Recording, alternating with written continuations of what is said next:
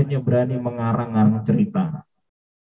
Nanti di hari kiamat akan cari imam kelompok, cari imam desa, cari imam daerah, cari imam pusat. Tidak ada penjelasan dalil. Sedangkan kelompok desa, daerah, pusat itu tidak dipahami dalam syariat. A'udzu billahi minasy syaithanir rajim.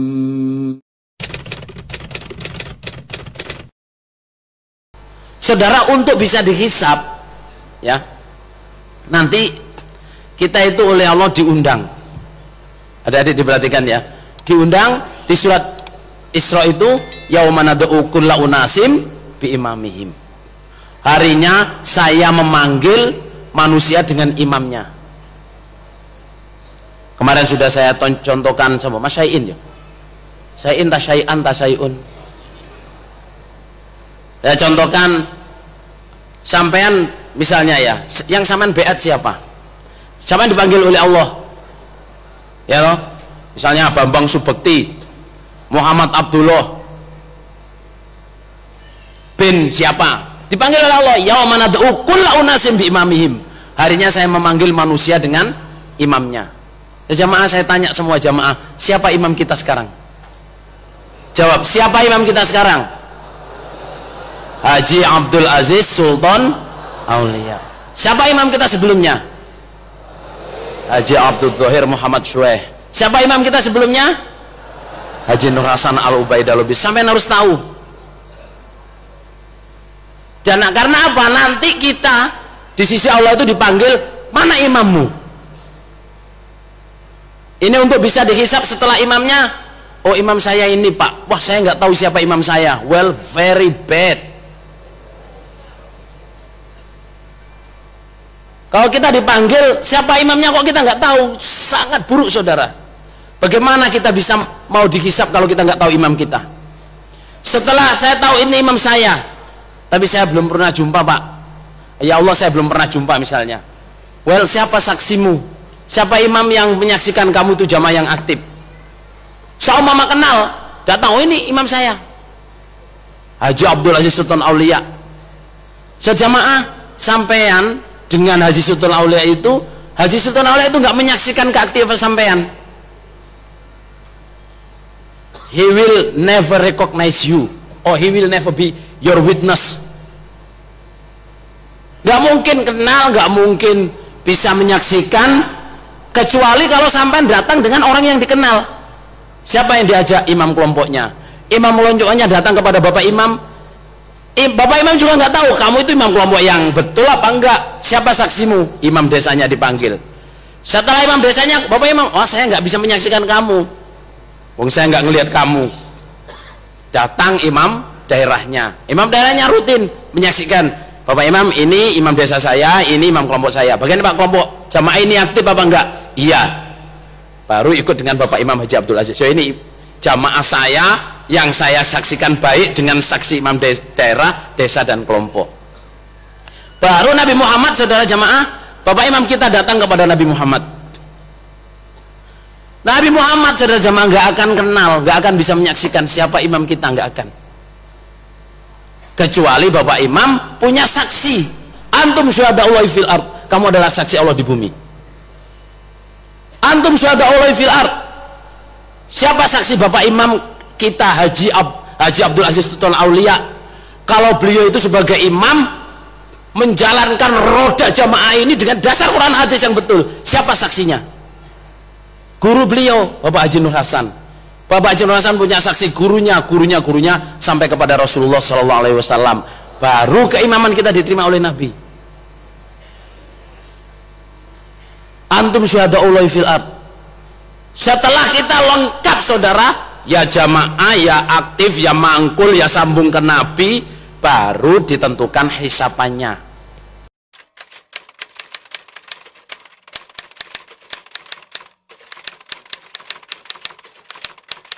Kita lanjutkan kajian Kitabul Abiyat pada hari ini. Namun sebelumnya mungkin saya ingin memberikan sebuah analogi atau ilustrasi gitu ya, bahwa dulu saya pernah memahami, pernah diberitahu, dan memahami, meyakini, serta mengajarkan betapa pentingnya seorang imam dalam kehidupan kita.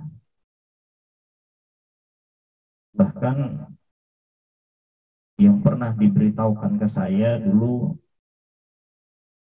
nanti di hari kiamat, imam itu adalah sumber persaksian amal kita, sumber penyaksian amal kita. Jadi setiap orang akan dipanggil bersama imamnya. Bagaimana orang yang tidak punya imam? Siapa yang akan menjadi saksinya di akhirat? Bahkan ada yang memberitahu saya dulu bahwa nanti di hari kiamat akan ditanya, siapa imammu?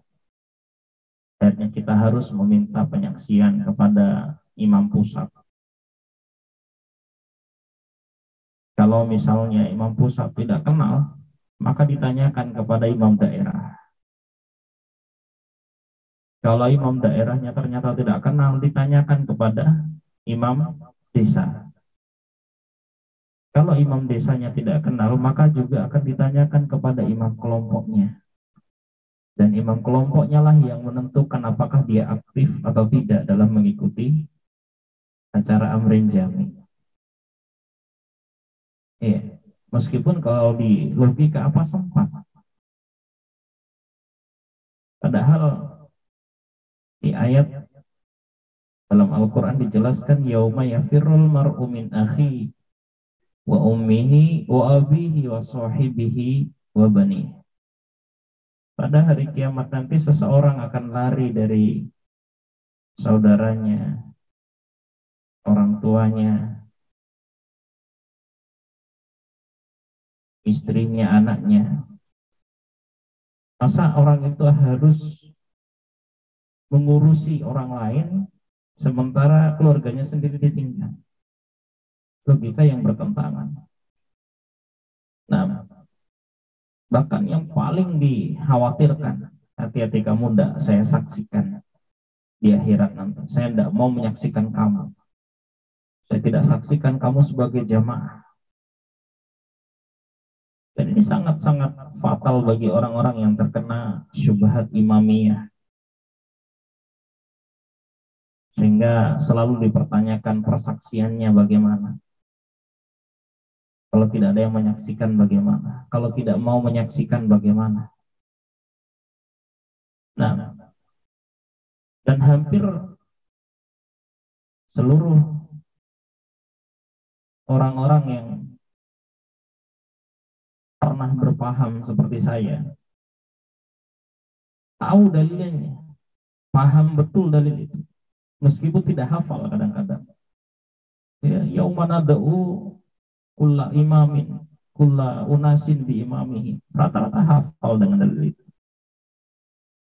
Termasuk saya dulu. Hati-hati kamu sudah disaksikan di akhirat. Jadi apa ketika bahkan meyakini bahwa nanti di hari kiamat nanti imam kita akan menghadap kepada Nabi. Nabi yang akan mengoreksi. Kalau tidak punya imam, maka nanti di hari kiamat itu tidak masuk ke dalam barisan.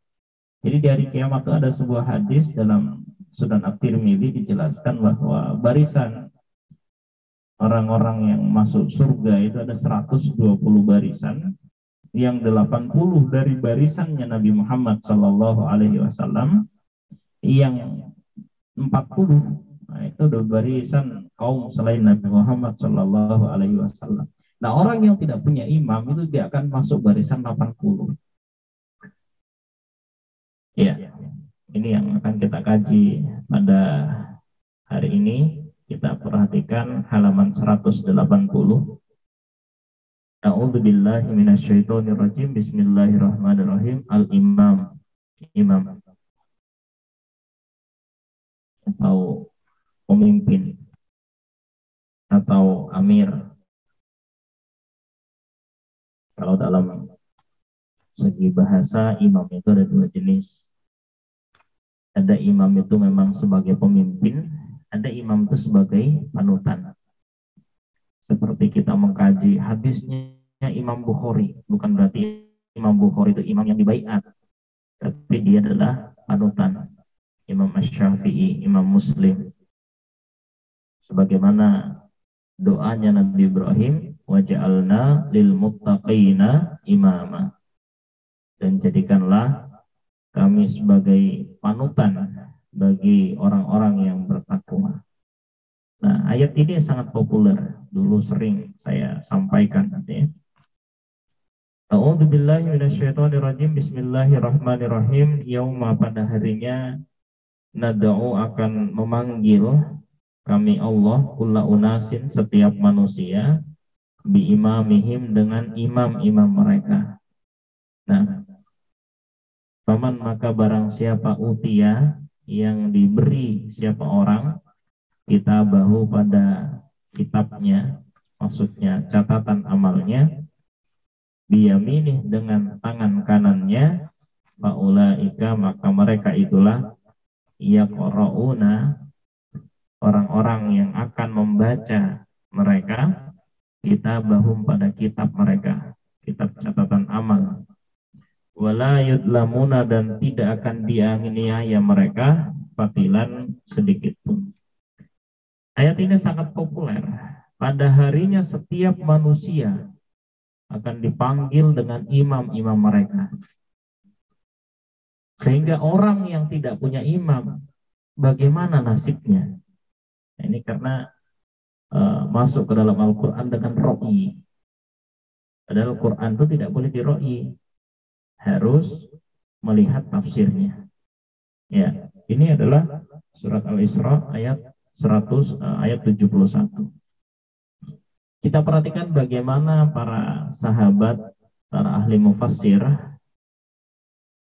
menjelaskan ayat ini. Yauma nad'u kulla unasin bi imamihim. Pada harinya kami memanggil setiap manusia bi imamihim, dengan imam mereka. Maksud dari imam mereka adalah nabiyihim, nabi mereka. Nah, jadi yang dimaksud di sini adalah nabi mereka. Ya. Fayuqalu, maka dikatakan, ya ummata fulan, wahai umatnya fulan, wahai umatnya nabi ini. Sehingga kalau dalil yang digunakan dalam Sunan At-Tirmidzi tadi bahwa ada barisan 80, itu adalah barisan Nabi Muhammad Shallallahu Alaihi Wasallam. Kemudian yang 40 adalah barisan selain umatnya Nabi Muhammad Shallallahu Alaihi Wasallam, itu benar. Tapi imam yang dimaksud di sini adalah Nabi. Jadi kita kalau sudah jadi umatnya Nabi, berarti sudah baris di barisannya umat Nabi Muhammad Shallallahu Alaihi Wasallam. Sehingga ayat ini tidak menjelaskan bahwa kita kalau tidak punya imam yang dibaiat, kemudian tidak masuk ke dalam barisannya Nabi. Atau pengertian kedua, di kitabi a'malihim, dengan kitab catatan amal mereka. Jadi yang dikatakan imam itu bahasa di dalam Al-Quran. Kalau kok ada yang mengatakan imam, itu adalah catatan amal. Ya. Fayuqalu, maka dikatakan, ya sahibal khair, wahai pelaku kebaikan. Ya sahibal syarr, wahai pelaku keburukan. Ya. Bahwa dan adapun yauma itu adalah yaumal qiyamah, hari kiamat. Nah, kita lihat.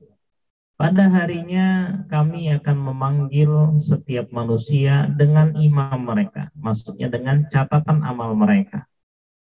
Kalau dilihat ayatnya, barang siapa yang diberi catatan amalnya dengan tangan kanannya, ya, ini dengan nabi mereka, kemudian setelah itu diberi catatan amal, atau di sini adalah dengan catatan amal mereka. Siapa yang diberi catatan amal dengan tangan kanan? Maksudnya begitu. Jadi ayat ini tidak menjelaskan sama sekali tentang imam yang dibaiat di sini. Ya, kalau ada yang menerangkan tentang dibaiat dan tidak ada dasarnya, mungkin itu ro'i, atau perlu ditanyakan kemana dasarnya. Mangkul. Ya kalau mangkul harus jelas. Mangkul dari mana? Mangkul kan artinya memindah, menukil dari satu kitab. Kitab mana yang dinukil sehingga di situ menjelaskan imam yang dibaiat. Nah, faman utiya, barang siapa yang diberi minhum dari mereka manusia, diberi kitabahu biyamini, diberi kitabnya dengan tangan kanannya, catatan amal dengan tangan kanan. Wahum, dan mereka as-su'ada, orang-orang yang beruntung.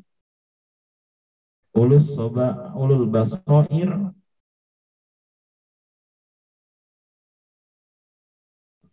orang-orang yang memiliki basair di dunia.